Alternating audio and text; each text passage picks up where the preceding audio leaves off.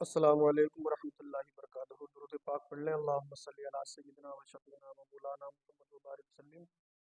صلو علیہ الصلوۃ والسلام علیک یا رسول اللہ۔ ابھی تک ہم جو قرآن پاک کا ترجمہ اور تفسیر جو ہم سبھی آپ لوگوں کو جو بتا رہے ہیں، سنا رہے ہیں، اب آگے ہم بڑھتے ہیں۔ اللہ پاک نے قرآن مجید میں کیا ارشاد فرمایا ہے، کیا ہدایت کی ہے اللہ کریم نے، اور ہم لوگوں کو کیا نعمتوں سے نوازا ہے، وہ ملاحظہ کر لیں۔ اللہ فرماتا ہے، یا بنی اسرائیل اذکروا نعمتی التی انعمت علیکم واوفوا بعہدی اوف بعہدکم وایایا فارہبون۔ اب اللہ نے کہا، اے یعقوب کی اولاد، یاد کرو میرا وہ احسان جو میں نے تم پر کیا۔ اللہ نے کہا کہ یاد کرو وہ احسان جو میں نے تم پر کیا ہے۔ کیا احسان کیا اللہ پاک نے؟ اور میرا عہد پورا کرو، میں تمہارا عہد پورا کروں گا۔ فاذکرونی اذکرکم واشکروا لی ولا تکفرون۔ اللہ نے قرآن میں کہا تم میرا ذکر کرو، فاذکرونی، بس تم میرا ذکر کرو، میں تمہارا ذکر کروں گا۔ اللہ نے کہا تم میرا شکر ادا کرو، نہ کہ کافروں کا۔ تو اللہ پاک نے تو ہمارے لیے بہت فیسلٹی دی ہے۔ اللہ فرماتا ہے کہ تم میرا ذکر اپنی زمین پر رہ کر اپنی محفلوں میں کرو گے، اللہ کریم فرماتا ہے میں تمہارا ذکر آسمانوں میں فرشتوں کی محفل میں کروں گا۔ اللہ تو بہت ہم سے پیار کرتا ہے، اللہ 70 ماؤں سے زیادہ ہم سے محبت کرتا ہے۔ اور اللہ نے کہا، ارشاد فرمایا، اور خاص میرا ہی ڈر رکھو۔ اللہ نے کہا میرا ڈر اپنے دلوں میں تمہارے لیے رکھنا ضروری ہے، کیونکہ میں ہی تمہارا رب ہوں، میں ہی تمہارا پالنہار ہوں، میں ہی خالق و مالک ہوں، میں ہی غفور الرحیم۔ اللہ نے یہی ارشاد فرمایا، کیونکہ رب قدیر ہی کے سوا کوئی بھی ہمارا پالنے والا نہیں، کوئی ہمارا یار و مددگار نہیں، صرف ہمارا ایک ہی خدا ہے، ایک ہی رب ہے، جسے ہم اللہ رب العزت کے نام سے پوری دنیا جانتی ہے، خدائے کریم وحدہ لا شریک، جو کہ ہمیں اس نے کون کون سی نعمتوں سے نہ نوازا ہے۔ اللہ نے کہا اور ایمان لاؤ اس پر جو میں نے اتارا، اس کی تصدیق کرتا ہوا جو تمہارے ساتھ ہے، اور سب سے پہلے اس کے منکر نہ بنو۔ اللہ نے کہا میں نے تمہیں نعمت دی ہے، اس کی ناشکری مت کرو۔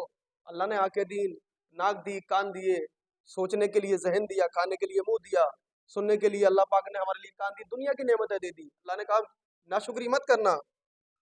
اللہ رب العزت نے بہت ہم پہ کرم فرمایا ہے۔ اور میری آیتوں کے بدلے تھوڑے دام نہ لو۔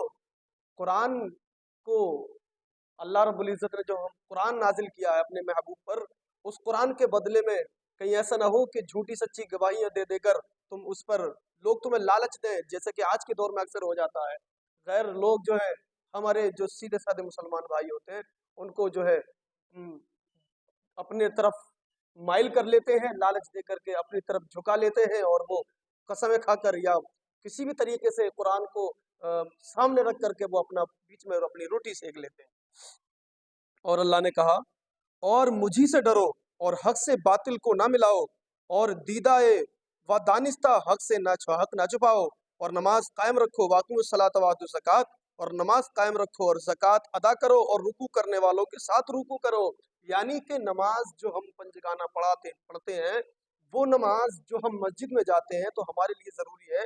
اس سے تصدیق یہ ہوتی ہے کہ ہمیں امام کے ساتھ ہی پہلی رکعت سے ہی اس کے نماز کے ساتھ ہی ہمیں نماز ادا کرنا چاہیے، تاکہ ہماری نمازوں میں اچھی طریقے سے ہم لوگ شامل ہو سکیں اور ہمیں مکمل ثواب مل سکے۔ اللہ نے فرمایا تأمرون الناس بالبر، کیا لوگوں کو بھلائی کا حکم دیتے ہو اور اپنی جانوں کو بھولتے ہو؟ یعنی ہم دوسروں کو تو نصیحت کرتے، خود کو ہم فضیلت کرتے، ہم تو خود عمل کرتے نہیں، دوسروں کو عمل کرنے کی تلقین کرتے ہیں۔ اللہ نے کہا ارے اللہ بہت بڑا کریم ہے، کیا لوگوں کو بھلائی کا حکم دیتے ہو اور خود کو نصیحت نہیں کرتے، اپنی جانوں کو بھولتے ہو، خود کو بھول جاتے ہو کہ ہمیں کیا کرنا ہے، دوسروں کے اندر ہم جھانکا تاکی کرتے ہیں کہ اس نے یہ کر دیا، اس نے وہ کر دیا، طرح طرح کی خرافات ہم پھیلاتے، مگر خود کی عمل پیرا ہم کو نگلنے کی کوشش نہیں کرتے۔ وانتم تتلون الکتاب، حالانکہ تم کتاب پڑھتے ہو، تو کیا تمہیں عقل نہیں ہے؟ اللہ نے کہا میرا قرآن پڑھ رہے ہو، تمہیں اتنی سمجھ نہیں ہے اللہ کیا کہتا ہے، مجھے کس طریقے سے رہنا چاہیے، کس طریقے سے نہ رہنا چاہیے، ہمیں سمجھنا چاہیے ماں باپ کی قدر کیا ہے، اولاد کی قدر کیا ہے، بیوی کی قدر کیا ہے، پریوار کی قدر کیا ہے، ہمیں سب چیز سمجھنا چاہیے، مگر سب بھول گئے۔ اللہ کہتا ہے تم کتاب بھی پڑھتے ہو پھر بھی سمجھ میں نہیں آتا تم کو۔ وَاسْتَعِينُوا بِالصَّبْرِ وَالصَّلَاةِ، اور صبر اور نماز سے مدد چاہو، اور بے شک نماز ضرور بھاری ہے مگر ان پر جو دل سے میری طرف جھکتے ہیں۔ नमाज तो बहुत भारी लगती है उन लोगों को। किन लोगों को भारी लगती है? जो लोग 8 के 60 के 360 के काट के, वो ऐसे नमाजियों के लिए भारी लगती है। और जो अल्लाह की तरफ झुके हुए होते हैं उनके लिए कोई भारी नहीं लगती, कोई परेशानी नहीं होती। अल्लाज़ीना यज़ुन्नुना अन्नहुम, जिन्हें यकीन है कि उन्हें अपने रब से मिलना है, यानी आमन तो बिल्ला में ईमान लाया अल्लाह पर। जिन लोगों को यकीन है कि हाँ अल्लाह हमें अता करेगा, यकीनन लोग तो दवाओं से इलाज करते हैं, जो यकीन वाले हैं वो अल्लाह के कलाम से इलाज करते हैं और अल्लाह उन्हें शिफा अता फरमा देता है। दुनिया की फैसिलिटी कुरान देता है, मगर लोग यकीन कुरान पर अमल भूल गए, कुरान पर यकीन करना भूल गए, हदीस पर यकीन करना भूल गए। जरा सी कोई बीमारी हुई, चलो डॉक्टर के पास, चलो डॉक्टर के पास, फला हॉस्पिटल में हालात खराब हो जाते हैं, जब तक मौत के घाट पर जाता है। कुरान को भूल गया, अल्लाह को भूल के, जिसने बीमारी दी उसको भूल गया। अरे जिसने बीमारी दी थी उसी को राजी कर लेता, अल्लाह भी सारी बीमारी खत्म कर देता, अल्लाह शिफा अता फरमा देता। हैं?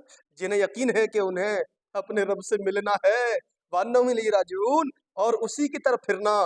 या बनी इसराइल इस्कुरू, यानी अल्लाह ने फरमाया कि तुम जब कोई भी कभी परेशानी में मुब्तला हो जाओ, कहीं कोई तुम्हें तंगी आ जाए, कोई परेशानी आ जाए, तो अल्लाह की तारीफ और तौसीफ करना, अल्लाह की तस्बीह बयान करना, अल्लाह उसके सदक़े में तुम्हारी परेशानियों को टाल देगा। यही तो रब फरमाता है। हमने कहाँ सुना इन चीजों को, हम सुनते ही नहीं है। कुरान से हमने दिल लगाना छोड़ दिया, कुरान को मानना छोड़ दिया, कुरान को समझना छोड़ दिया। यकीन करते हैं कि हाँ कुरान हमारा है कुरान। अबे कुरान पे अमल कब कर रहे हो तुम लोग? अल्लाह ने फरमाया जिन्हें यकीन है कि उन्हें अपने रब से मिलना है और उसी की तरफ फिरना। ए औलाद याकूब, याद करो मेरा वो एहसान जो मैंने तुम पर किया है। है अल्लाह अकबर। और ये कि उस सारे जमाने पर तुम्हें बढ़ाई दी। अल्लाह ने फरमाया तुम्हें इतनी हमने पावर दे दी, इतनी कुव्वत दे दी, इतनी इतना बड़ा तुम्हें बादशाह बना दिया, हमने तुम्हें सब कुछ दे दिया, मगर तुम भी याद करो वो एहसान। वत्तकू यौमन ला तजजी नफ्सुन अन नफ्सिन शैआ। अल्लाह फरमाता है और डरो उस दिन से जिस दिन कोई जान दूसरे का बदला ना हो सकेगा। अल्लाह, कोई किसी का बदला नहीं हो सकेगा, कोई किसी का बदला नहीं हो सकेगा। बहरहाल अल्लाह की रजा के लिए हर इंसान को कोशिश और मशक्कत करनी चाहिए, अल्लाह की रजा के लिए अपनी जिंदगी जीनी चाहिए।